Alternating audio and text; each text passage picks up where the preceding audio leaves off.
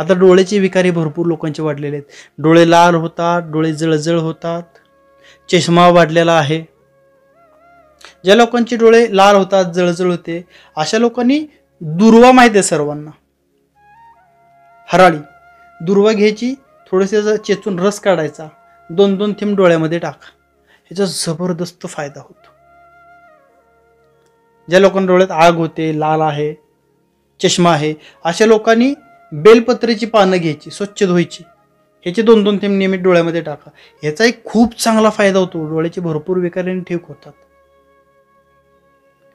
कोबी डोळ्याच्या बऱ्यापैकी सर्व आजारावर काम करते. कोबीची पाने चायनीज सोबत खाता ना तुम्ही, हा, ते चायनीजचे डोळे बघितले तर किती तेजस्वी असतात. चायनीज सोबत जी खातात ती कोबी कच्ची घरी नियमित जेवणामध्ये घ्यायची, थोडी थोडी थोडी थोडी, याच्यामुळे खूप चांगला फायदा होतो, जबरदस्त फायदा. हा जो कोबीचा फायदा जसा डोळ्यावरती आहे, तसाच कोबीचा फायदा किडनीसाठी होतो. जर तुम्ही अर्धा कप कोबीचा ज्यूस जर सकाळी उपाशी पोटी पिलात, हा अल्सरवरती काम करतो, आतड्यावरती सूज, आतड्याच्या विकारावरती काम करतो आणि किडनीवरती खूप छान काम करतो.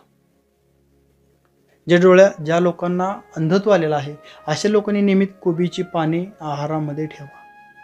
त्याचबरोबर अर्धा चमच मध घ्यायचा, अर्धा चमच तुळशीचा रस घ्या, एकत्र करा, ह्याचे 2-2, 3-3 थेंब डोळ्यामध्ये टाका. ज्यांना अंधत्व आलेलं आहे, भरपूर लोकांना त्याचा फायदा होतो. खूप रुग्णांनी जे चांगले रिझल्ट दिलेले आहेत आपल्याला.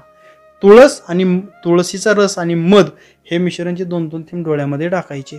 यामुळे अंधत्व दूर होण्यासाठी फायदा होतो. जसं मध आणि तुळशीचा रस डोळ्यासाठी गुणकारी आहेत, त्याच पद्धतीने ज्यावेळेस ताप येतो, खोकला आहे, श्वसनाचे विकार आहेत, यामध्येही मध आणि तुळशी रस हा खूप गुणकारी आहे.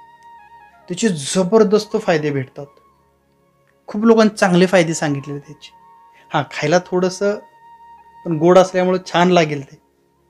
ज्या लोकांना, ज्या मुलांना, ज्या मुलींना तोतरेपणा आहे, बोलताना तोतर बोलतात, बोबडं बोलतात,